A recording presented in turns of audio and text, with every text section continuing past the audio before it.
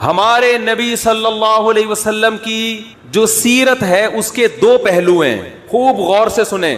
آج لبرل لوگ اعتراض کرتے ہیں نا، یہ کیا بات ہے محمد صلی اللہ علیہ وسلم پر کوئی ایمان نہ لے کر آئے تو جہنم میں جائے گا، اتنی سی باتوں پہ جہنم. ایسی حفاظت محمد صلی اللہ علیہ وسلم کے گیٹ اپ کی خدا نے کی ہے، سوچو تعلیمات کی کیسی حفاظت کی ہوگی. کان النبی صلی اللہ علیہ وسلم افلج ثنیتین، کہ نبی کے سامنے کے دو دانتوں کے درمیان میں خلا تھا. ایک یتیم جو نہ لکھنا جانتا ہے نہ پڑھنا جانتا ہے، عرب کے ایک ایسے ماحول میں پیدا ہوا جہاں ایجوکیشن کا نام و نشان نہیں ہے، اور ابھی آپ کو ایک چھوٹی سی ریاست بھی پوری طرح نہیں ملی مدینہ کی، اس میں بھی چاروں طرف آپ کے دشمن. مسجد نبوی جتنی بڑی ہے نا، اب پورا مدینہ نبی کے دور میں اس سے چھوٹا تھا.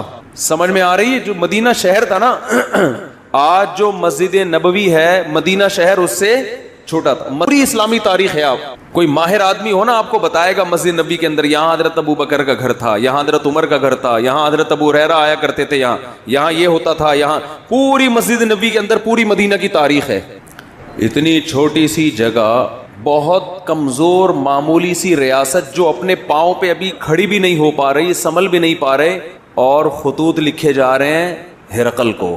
ہے بھائی، خطوط کس کو لکھے جا رہے ہیں؟ بڑے بڑے ملکوں. اس وقت ایسے جیسے رشیا، امریکہ اور برٹش، ان حکومتوں کو خطوط لکھے جا رہے ہیں.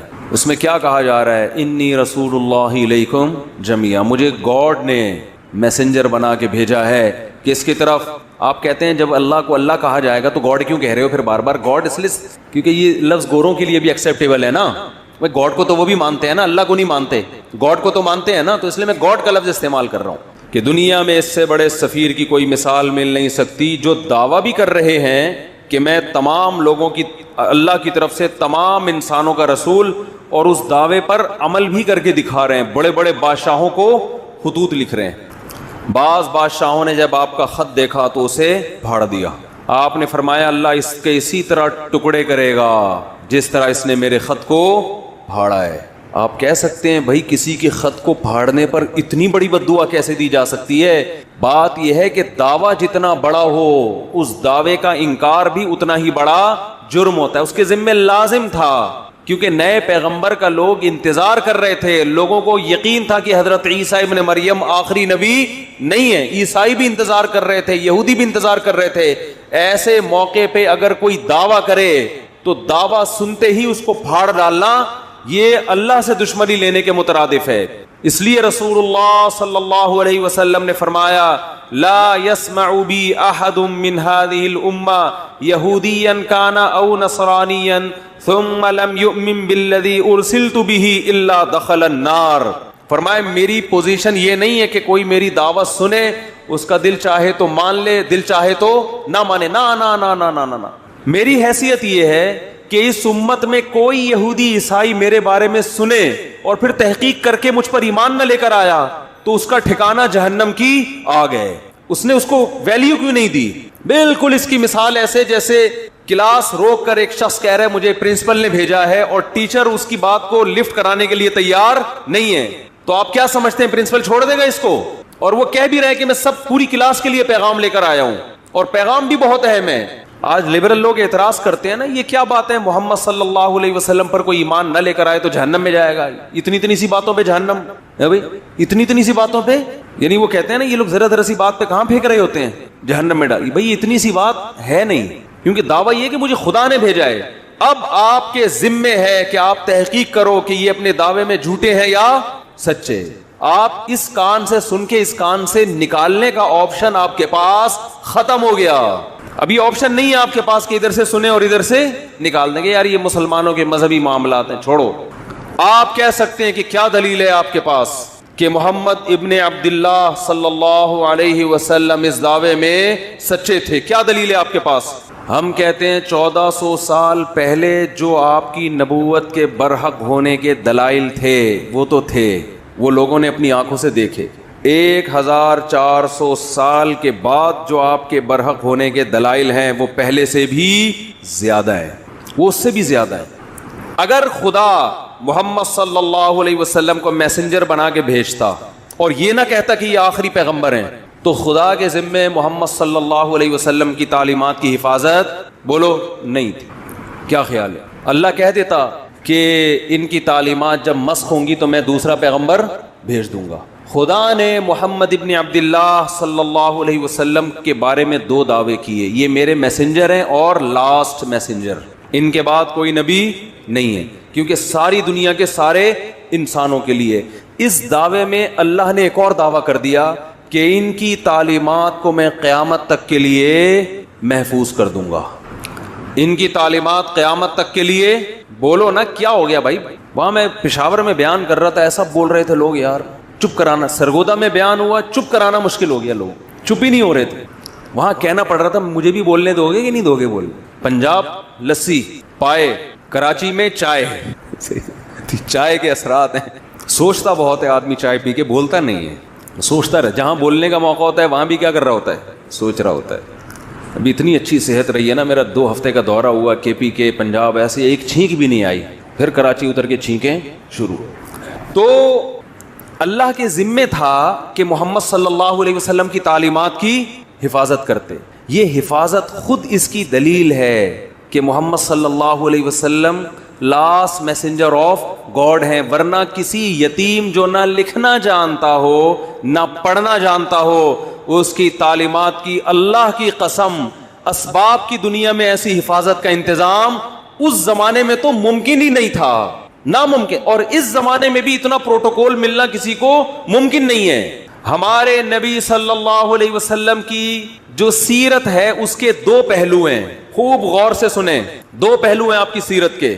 ایک پہلو وہ ہے جس میں آپ خدا کی طرف سے کوئی میسج دے رہے ہیں کہ یہ الاؤڈ ہے اور یہ ناٹ الاؤڈ.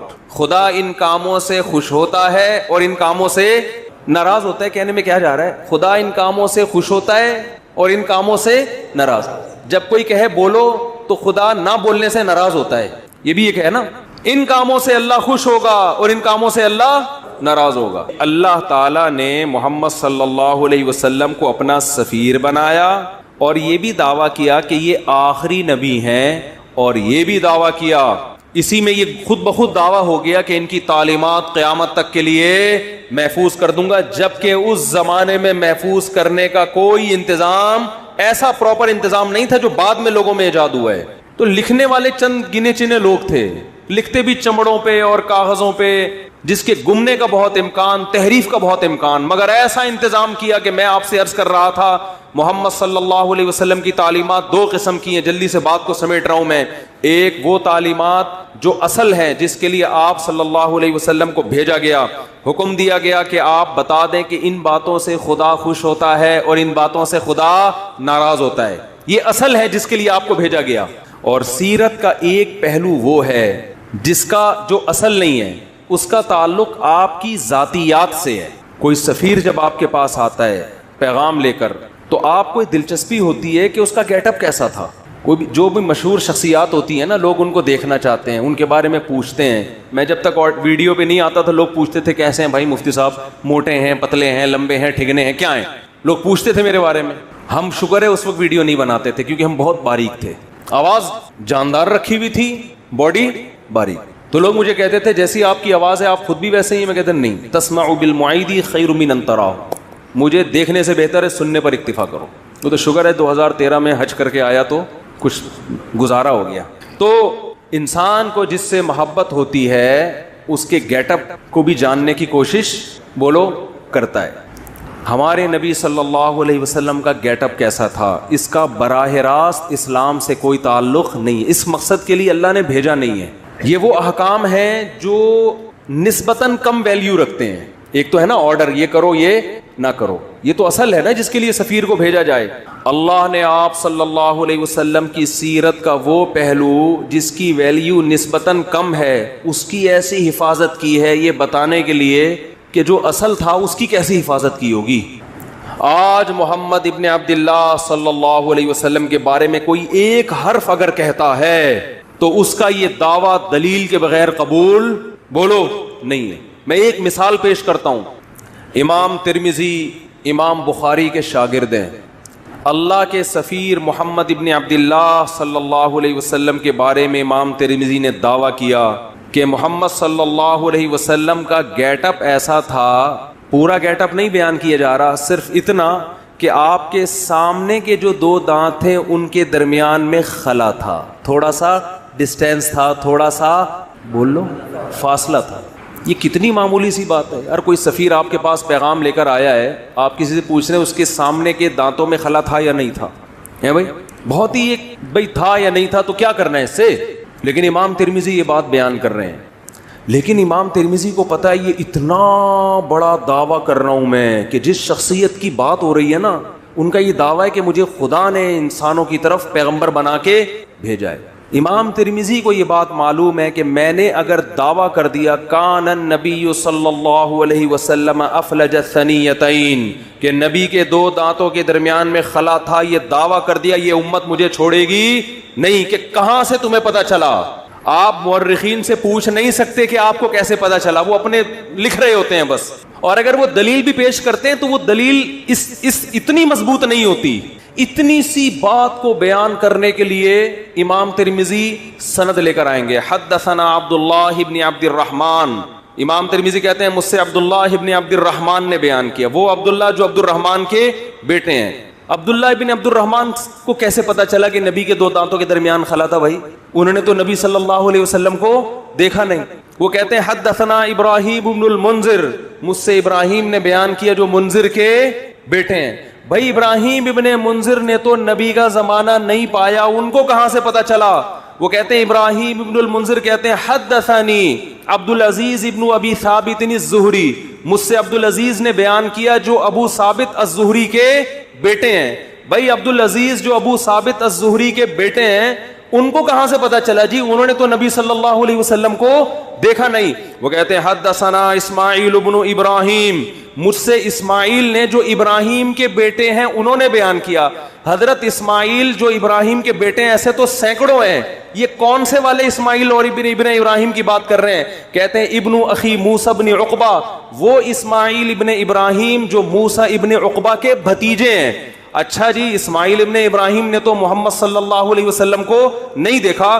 امام ترمذی آپ کیسے دعویٰ کر رہے ہیں کہ محمد صلی اللہ علیہ وسلم کے دانتوں کے درمیان میں خلا تھا؟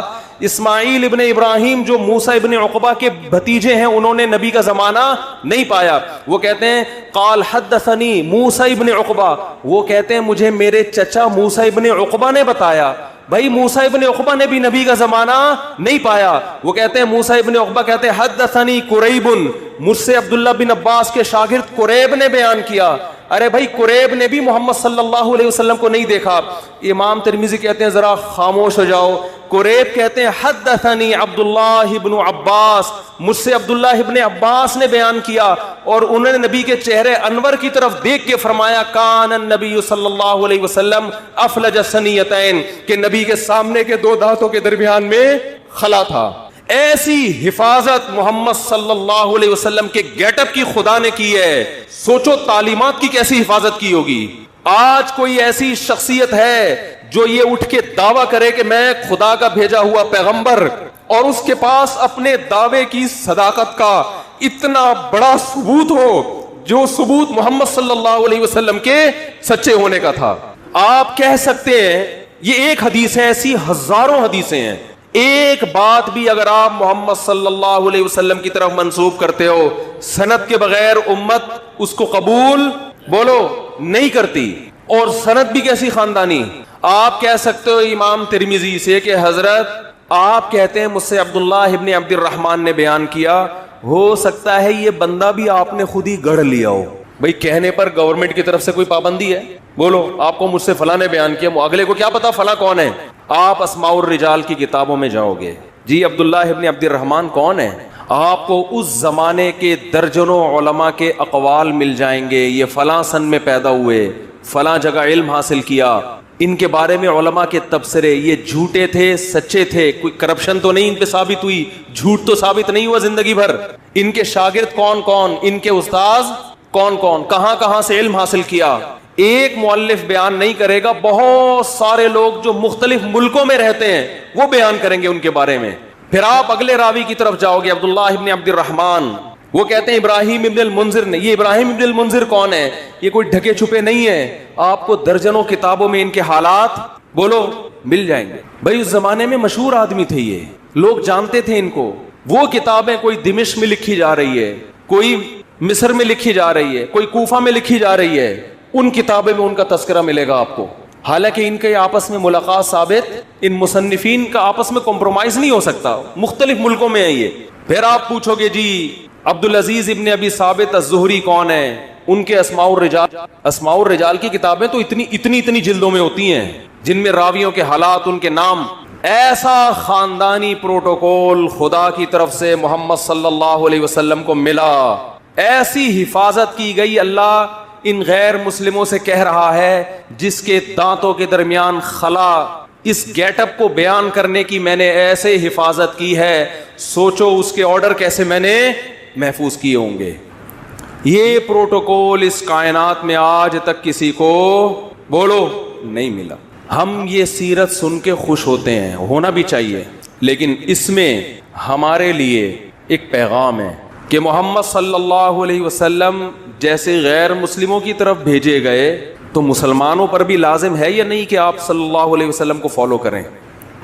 امام بخاری اپنی سند سے حدیث لے کر آتے ہیں, نبی صلی اللہ علیہ وسلم نے فرمایا اعفوا اللحا, نبی نے خدا کا پیغام پہنچایا, داڑیاں بڑھاؤ. نبی پیغام دے کے بولو نا بھائی, چلے ختم. اللہ کی حجت اپنے بندوں پر تمام. اب جب آپ یہ حدیث دیکھیں گے, آپ امام بخاری سے پوچھیں گے نا یہ آپ کو کس نے کہا کہ نبی نے حکم دیا؟ امام بخاری سند, مجھ سے فلاں نے, مجھ سے فلاں نے, مجھ سے فلاں نے. پھر ان راویوں کی آپ ہر جگہ تحقیق کر سکتے ہو. پھر امام ترمذی بھی بیان کر رہے ہیں, امام مسلم بھی بیان کر رہے ہیں. کیوں؟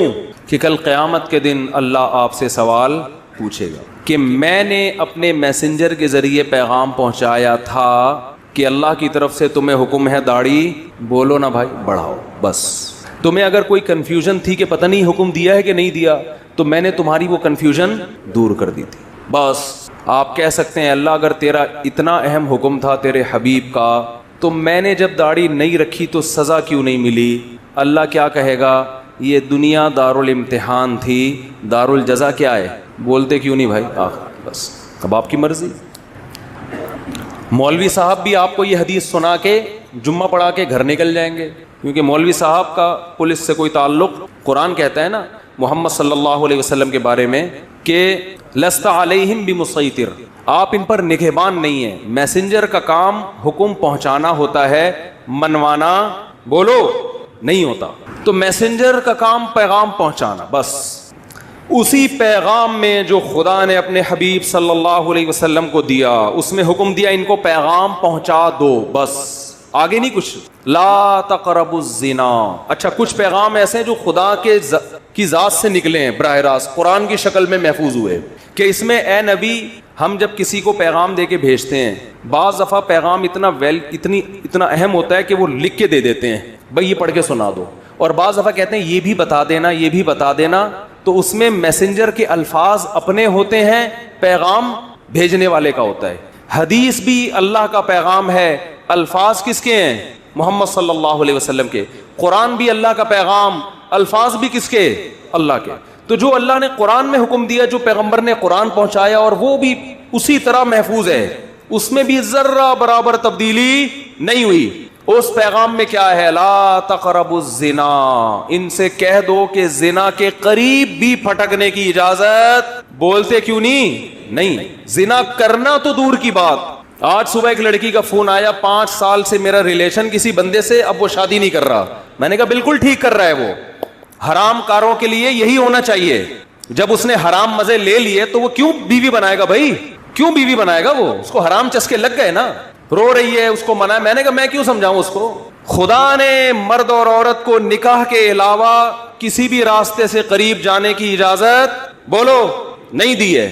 محمد صلی اللہ علیہ وسلم جو گاڈ کا پیغام لے کر آئے, دیکھو غیر مسلم زنا کر سکتا ہے, کرے, وہ کہہ رہا ہے میں نہیں مانتا محمد صلی اللہ علیہ وسلم کو, اس پہ خدا خود ہی نمٹ لے گا قیامت کے دن.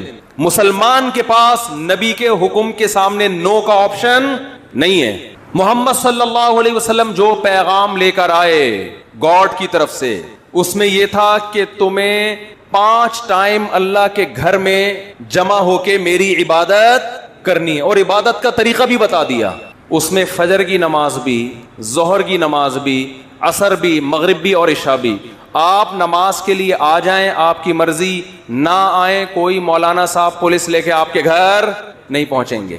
اس سے اس خوش فہمی میں نہ رہیں کہ نماز آپشنل ہے. نہ نہ نہ نہ نہ، اللہ نے محمد صلی اللہ علیہ وسلم کو اپنا سفیر بنایا اور آپ کی نبوت پہ سینکڑوں دلائل قائم کر کے بتا دیے کہ تمہارے اوپر میری حجت تمام ہو چکی ہے، تم آؤ نہ آؤ تمہاری مرضی. کل قیامت کے دن جب میں انتقام لوں گا تو تم یہ نہیں کہہ سکو گے کہ اللہ معاذ اللہ نقل کفر، محمد صلی اللہ علیہ وسلم کی نبوت صحیح نہیں تھی، یا اللہ مجھے یقین نہیں تھا کہ محمد صلی اللہ علیہ وسلم نے 5 نمازوں کا حکم دیا بھی ہے کہ نہیں دیا. تو یہ حجت اللہ کی بندوں پہ تمام ہو چکی ہے. اللہ نے محمد صلی اللہ علیہ وسلم پر جو کلام نازل کر کے ہم تک پہنچایا اور محمد صلی اللہ علیہ وسلم کے ذریعے جو بندوں کو اپنا میسج پہنچایا، اس میسج میں شراب لیگل ہے یا اللیگل ہے؟ بولو اللیگل. آپ کو شراب کے قریب جانے کی اجازت نہیں ہے. خدا نے جو اپنا پیغام محمد صلی اللہ علیہ وسلم کے ذریعے ہم تک پہنچایا اور پوری سندوں کے ساتھ، اور قرآن تو سند کا محتاج ہی نہیں ہے، اس قرآن میں ہمیں حکم دیا گیا کہ بہن کی وراثت آپ کو کھانے کی اجازت. بولتے کیوں نہیں؟ بعض گاؤں دیہاتوں میں بیان کرتا ہوں نا، لوگ بڑے خوش ہو رہے ہوتے ہیں. جہاں بہن کی وراثت کی بات ہے میں دیکھ رہا ہوتا ہوں لوگوں کے چہرے کی ہوائیاں اڑ گئی. ایک نعرہ آتا ہے ماشاءاللہ ماشاءاللہ، لگ رہا ہوتا ہے اس کے ابا بھی مرے ہی نہیں ہیں. بہت سے دیہاتی علاقوں میں پوری زمینیں کھا جاتے ہیں، بہنوں کو بولو نہیں دے. ہمارے نبی نے جو ہمیں پیغام پہنچایا نا خدا کا، اس پیغام میں یہ بھی ہے کہ باپ کے مرنے کے بعد بڑا بھائی چھوٹے بھائی کی وراثت بولو نا نہیں کھا سکتا، اور باپ کے کاروبار پہ قبضہ نہیں کر سکتا، چاہے وہ باپ کی زندگی میں وہ کاروبار خود ہی چلا رہا ہو. یہ غریبی ہے. ابا کی زندگی میں جو آپ جو ابا کے کاروبار کو پروموٹ کرتے ہو، یہ ابا کی خدمت کہلائے گی. اس کی وجہ سے آپ کی کاروبار میں شرکت نہیں ہوگی. وراثت میں سب کو دینا پڑے گا. آپ یہ نہیں کہہ سکتے میں نے یہ گٹکے کی دکان کو یہاں تک پہنچایا ہے تو اپنی دکان پہنچاتے ہیں نا، ابا کی پہنچاؤ گے تو ابا کا کاروبار بڑھ رہا ہے، اس میں ثواب ملے گا. لوگ آتے ہیں کہ ایک صاحب کہنے لگے میں نے ابا کے کاروبار کو یہاں سے اٹھا کے وہاں پہنچایا، مجھے ابا کے بعد کیا ملے گا؟ میں نے کہا ثواب ملے گا، اس پہ آپ بہت زیادہ ملے گا. سب صرف ثواب؟ میں نے کہا بہت زیادہ ثواب ملے گا، اس کے علاوہ کچھ بھی نہیں ملے گا. یہ ابا کا بزنس ہے بھائی. ابا کی گائے آپ خدمت کر کے ختم. یہ جمعے کے بعد اعلان کروں گا. ابا کی گائے کی خدمت کر کے اس کے 2 بچے ہو گئے گائے کے. تو یہ کس کے بچے کہلائیں گے؟ گائے کے بچے. اور گائے کس کی ہے؟ ابا کی. تو ابا کے ہوں گے نا، آپ کے تھوڑی ہو جائیں گے. یہ بڑھوتری جب ہوتی ہے تو جس کی چیز ہو اسی میں بڑھوتری ہوگی نا. آپ وسیم بھائی کو کھلا کے آپ نے ڈبل کر دیا وسیم بھائی، تو وہ وسیم بھائی آدھے آپ کے تھوڑی ہو جائیں گے کہ جی میرے کھلائے ہوئے کی وجہ سے ڈبل ہو گئے، لہذا آدھے میرے آدھے آپ اپنے ہیں. بھائی جس چیز میں گروتھ ہوتی ہے تو وہ وہی چیز کہلاتی ہے. سمجھتے ہو؟ سمجھتے سب ہیں. ہاں ایک صاحب کیا کریں یار، مثالیں اتنی ہیں، چھوڑو وقت بھی پورا ہو گیا ہے. تو بھائی یہ جو خدا کے پیغامات ہم تک آئے ہیں نا، اللہ کے پیغامات، ان پیغامات میں کچھ تو آپشنل ہیں، کچھ تو اللہ نے خود ہی اختیار دے دیا. تہجد پڑھو نہیں پڑھو ٹھیک ہے، پڑھ لو گے اچھی بات ہے، نہیں پڑھو تو ضروری نہیں. اشراق پڑھ لو اچھی بات ہے، نہیں پڑھو تو کچھ غریبیاں بھی رکھی ہیں اللہ نے، وہ تمہاری مرضی. لیکن کچھ ایسے ہیں جس میں جو حلال و حرام سے جن کا تعلق، داڑھی رکھنا ضروری ہے اور بہنوں کی وراثت ان کے حوالے کرنا ضروری ہے. بڑے بھائی کے لیے چھوٹے یتیم بچوں کا مال، بلکہ جو حمل ہے نا ماں کے پیٹ میں، اس کا بھی وراثت میں اتنا ہی حصہ ہے جتنا زندوں کا اور بڑوں کا حصہ ہے. ایک دن کے حمل کا وہی حصہ ہے جو بال بچوں والے آدمی کا حصہ ہے. اس حمل کو بھی ماں کو گرانے کی اجازت نہیں ہے. تو یہ خدا کے احکامات ہیں جن میں اللہ نے 2 اور 2 4 کی طرح اپنے دین کو واضح کر دیا ہے. اور اللہ فرماتے ہیں وَلَا تَحْسَبَنَّ اللَّهَ غَافِلًا عَمَّا يَعْمَلُ الظَّالِمُونَ. ظالم جو کچھ کر رہا ہے اللہ کو اس سے غافل نہ سمجھو، کیونکہ یہ دنیا دار الامتحان ہے، دار الجزا نہیں ہے. جزا آخرت میں ہوگی. اللہ مجھے بھی محمد صلی اللہ علیہ وسلم پر حقیقی ایمان نصیب کرے، آپ صلی اللہ علیہ وسلم سے محبت نصیب کرے، اور اللہ ہمیں آپ صلی اللہ علیہ وسلم کی تعلیمات کو فالو کرنے کی توفیق عطا فرمائے. وما علینا الا البلاغ.